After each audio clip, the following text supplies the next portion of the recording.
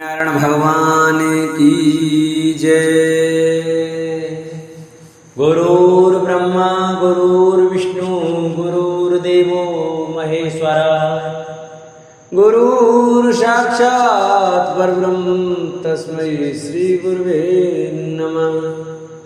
अखण्डमण्डलाकारं व्याप्तं येन चराचरं तत्पदं दर्शितं येन तस्मै श्री गुरुवे नमः। या देवी सर्वभूतेषु शक्तिरूपेण संस्था नमस्तस्यै नमस्तस्यै नमस्तस्यै नमो नमः। वसुदेवसुतं देवं कंसचारूढमर्दनं देवकी परमानंदम कृष्णं वंदे जगतगुरु। वैशंपायन जी कहते हैं, जन्मेजय यदु के 5 देवोपम पुत्रों सहस्त्र, पयोद, क्रोष्टा, नील और अज्जित। राजन सहस्त्र के 3 परम धर्मात्मा पुत्र हुए। है वेणु है का पुत्र धर्मनेत्र हुआ। धर्मनेत्र के कार्त और कार्त के सहाज्य नामक पुत्र हुए। राजा सहाज्य ने साज्जनी नामक पुरी बसाई। सहाज्य के पुत्र राजा महिष्मान हुए, जिन्होंने महिष्मती नामक नगरी बसाई। महिष्मान के पुत्र प्रतापी भद्रश्रेन थे, जो वाराणसीपुरी के अधिपति कहे गए हैं। राजा भद्रसेन का परिचय तुम्हें पहले ही दे दिया गया है। भद्रसेन के पुत्र का नाम दुर्दम था, जो भूमंडल के विख्यात राजा थे। दुर्दम के पुत्र कनक हुए, जो बुद्धिमान और बलवान थे। कनक के 4 पुत्र हुए, जो संपूर्ण विश्व में विख्यात थे। उनके नाम इस प्रकार हैं: कृतवीर, कृतोजा, कृतवर्मा और कृताग्नि। कृताग्नि कनक के 4थे पुत्र थे। कृतवीर से अर्जुन की उत्पत्ति हुई। अर्जुन सहस्त्र भुजाओं से युक्त हो 7 द्वीपों का राजा हुआ। उसने अकेले ही सूर्य के समान तेजस्वी रथ द्वारा संपूर्ण पृथ्वी को जीत लिया। कृतवीर कुमार अर्जुन ने 10,000 वर्षों तक अत्यंत दुष्कर तपस्या करके अत्रि पुत्र दत्तात्रेय की आराधना की। दत्तात्रेय ने उसे परम तेजस्वी 4 वर प्रदान किए। पहले तो उसने बहुत बड़ा वर यह मांगा था कि युद्ध में मेरी सहस्त्र भुजाएं हो जाएं। दूसरा वर यह था कि यदि कभी मैं अधर्म कारण में प्रवृत्त हूं तो वहां साधु पुरुष आकर मुझे रोक। तीसरे वर के रूप में उसने यह प्रार्थना की कि मैं युद्ध के द्वारा पृथ्वी को जीतकर स्वधर्म पालन के द्वारा प्रजा को प्रसन्न करूं। चौथा वर इस प्रकार है: मैं बहुत से संग्राम करके सहस्त्रों शत्रुओं को मौत के घाट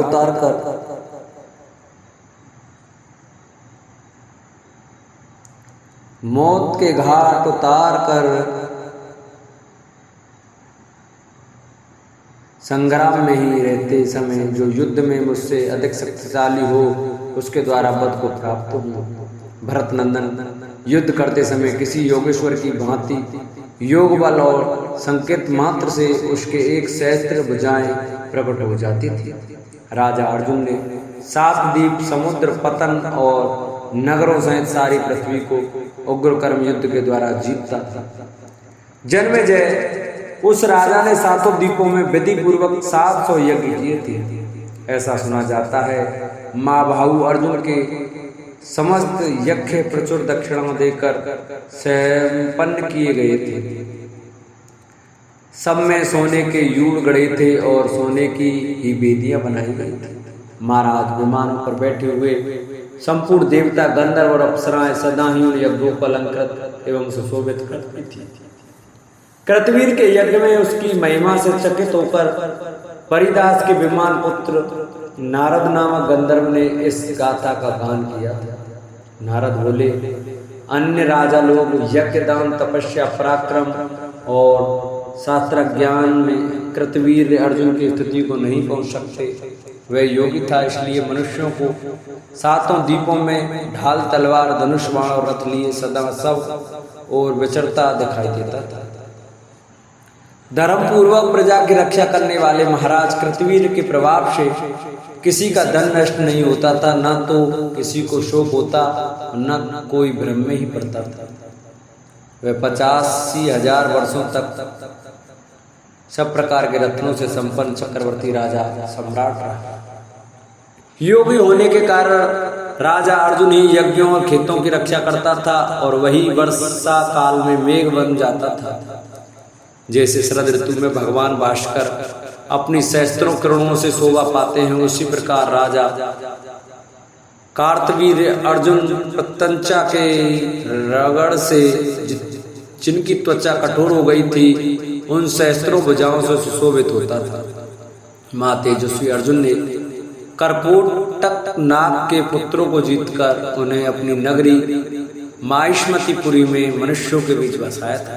कमल नयन कार्तवीर वर्षा काल में जल क्रीड़ा करते समय समुद्र की जलराशि के वेगों को अपनी भुजाओं के आगाज से रोककर पीछे की ओर लौटा देता था। फैन रूपी पुष्पहारों से अलंकृत नर्मदा की जलराशि में जब वह लेटता और क्रीड़ा करता था, तब वह परपुरुष के उपभोग में आई हुई नारी के समान संकित सी होकर अपनी सहस्त्रों चंचल लहरों के साथ अपने पति समुद्र के निकट जाती थी। महासागर में घुसकर जब वह अपनी सहस्त्रों भुजाएं पटकता, उस समय समुद्र विक्षुब्ध उठता था और पाताल निवासी महादैत्य निश्चेष्ट होकर वैसे छिप जाते थे। जब राजा अर्जुन अपनी सहस्त्र भुजाओं से समुद्र को मथने लगता, उस समय उसकी उठती हुई उत्ताल तरंगे चूर चूर हो जाती थी। बड़े बड़े तिमी और मीन आदि जल जंतु छटपटाने लगते थे। भुजाओं के वेग से उठी वायु से टकराकर उसकी फैन राशि छिन्न भिन्न हो जाती थी और समुद्र बड़ी बड़ी भंवरों के कारण क्षुब्ध एवं दुस्सह दिखाई देता था। देवताओं और असुरों के द्वारा डाले हुए मदराचल ने क्षीर सागर समुद्र की जो दशा कर दी थी, वैसी दशा उसकी भुजाओं से मथित हुए महासागर की हो गई थी। उस समय मदराचल के द्वारा समुद्र मंथन की आशंका से चकित और अमृत की उत्पत्ति से भयभीत हुए बड़े बड़े नाग सहसा उछल कर देखते और भयंकर नरश्रेष्ठ कार्तवीर पर दृष्टि पड़ते ही मस्तक झुकाकर पत्थर के समान निश्चेत हो जाते थे। जैसे ही संध्या के समय वायु के झोंके से कदली खंड केलों के बगीचे कांपने लगते हैं, उसी प्रकार उसके शरीर से उठती हुई वायु के द्वारा वे नाग भी हिलने लगते थे। राजा कार्तवीर ने अभिमान से भरे हुए लंकापति रावण को अपने 5 ही बाणों द्वारा सेना सहित मूर्छित एवं पराजित करके धनुष की प्रत्यंचा से बांध लिया और महिष्मतिपुरी में लाकर बंदी बना लिया।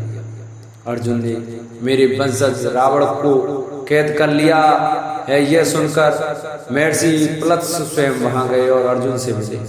पुलस्त के प्रार्थना करने पर उसने उनके पौत्र राक्षस रावण को मुक्त कर दिया। अर्जुन की 1000 भुजाओं में धारण की हुए धनुषों की प्रत्यंचा का ऐसा घोर शब्द होता था मानो प्रलय काल के मेघ गरजते हों अथवा वज्र फट पड़ा हो।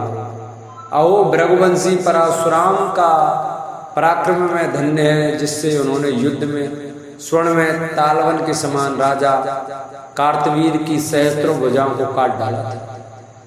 एक दिन की बात है, भूखे प्यासे अग्निदेव ने राजा कार्तवीर से भिक्षा मांगी। उस वीर राजा ने 7 द्वीप नगर गांव गोष्ठ तथा सारा राज्य अग्निदेव को भिक्षाओं दे दी।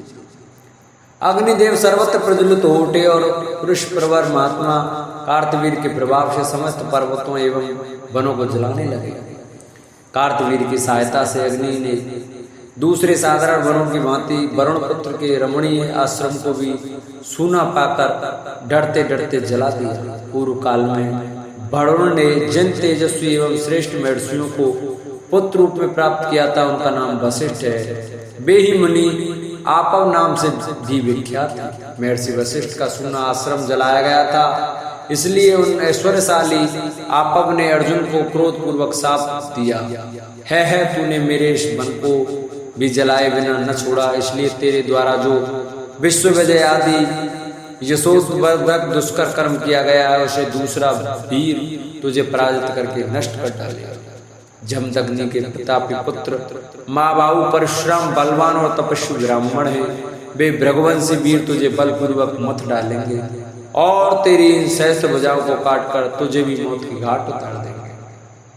वैशंपायन जी कहते हैं, शत्रुसूदन, जन्मेजय धर्मपूर्वक प्रजा की रक्षा करने वाले राजा कार्तवीर के प्रभाव से उसके राज्य में किसी की धन संपत्ति या दूसरी कोई वस्तु नष्ट नहीं होती थी। कुरुवंशी नरेश वशिष्ठ मुनि के साप से ही परशुराम के हाथ से उसकी मृत्यु हुई थी। उसने स्वयं ही पहले इसी तरह का वर मांगा था। महामना कार्तवीर के 100 पुत्र थे, किंतु उनमें 5 ही शेष बचे। वे सभी अस्त्र शस्त्रों के ज्ञाता, बलवान, सूर, धर्मात्मा और यशस्वी थे। उनके नाम ये हैं, सूरसेन, सूर, दृष्ट, कृष्ण और जयध्वज। इनमें जयध्वज अवंती देश के महाराजा थे। कार्तवीर के ये सभी पुत्र बलवान और महारथ थे। जयध्वज के पुत्र महाबली तालजंग हुए। तालजंग के 100 पुत्र थे, जो तालजंग नाम से विख्यात थे। महाराज महामनुष्य हैयों के कुल में भीत, होत्र, सुजात, भोज, अवंती, तोंडी, केर, तालजंग तथा भरत आदि क्षत्रियों के समुदाय। इनकी संख्या बहुत होने के कारण इनके पृथक पृथक नाम नहीं बताए गए। राजन, वृष आदि बहुत से पुण्यात्मा यादव इस पृथ्वी पर उत्पन्न हुए थे। उनमें वृष वंश प्रवर्तक हुए। वृष के पुत्र मधु थे। मधु के 100 पुत्र हुए, जिनमें वृषण वंश चलाने वाले हुए। वृषण से जो संतान परंपरा चली, उसके अंतर्गत सभी क्षत्रिय वृष्णि कहलाए और मधु के वंशज माधव नाम से प्रसिद्ध हुए। इसी प्रकार यदु के नाम पर उस वंश के लोग यादव कहलाते हैं तथा आगे होने वाले है के वंशज है कहे जाते हैं। जो यहाँ प्रतिदिन कार्तवीर अर्जुन के जन्म का वृत्तांत कहता या सुनता है, उसके धन का नाश नहीं होता और उसकी खोई हुई वस्तु भी उसे मिल जाती है। प्रजानाथ इस प्रकार से विश्वविख्यात वीर याति पुत्रों के 5 वंश यहाँ बताए गए हैं। महाराज जैसे 5 भूत स्थावर जंगम प्राणियों के शरीरों को धारण करते हैं, उसी प्रकार ये 5 वंश समस्त लोगों को धारण करते हैं। इन 5 वंशों की सृष्टि का वर्णन सुनकर राजा धर्म और अर्थ के तत्व का ज्ञात होता है। इन 5 इंद्रियों को वश में रखता है तथा अपने पुत्रों पर प्रभुत्व स्थापित कर लेता है। भरत नंदन, इन 5 वंशों के श्रवण और धारण से मनुष्य इस जगत में आयु, कीर्ति, पुत्र, ऐश्वर्य तथा भूमि, इन 5 लोकों योगी दुर्लभ वरों को प्राप्त कर लेता है। राजेंद्र, अब तुम उत्तम पुरुषार्थ से युक्त क्रौष्टु वंश का वर्णन सुनो। राजा क्रौष्ट यदु के वंशधर, यज्ञ करने वाले तथा पुण्य कर्म थे। उनके इस वंश का वर्णन सुनकर मनुष्य सब पापों से मुक्त हो जाता है। राजा क्रौष्टु वे ही हैं जिनके कुल में सर्वव्यापी भगवान श्री हरि ने वृष्णि वंशा व तंस श्री कृष्ण के रूप में अवतार लिया था।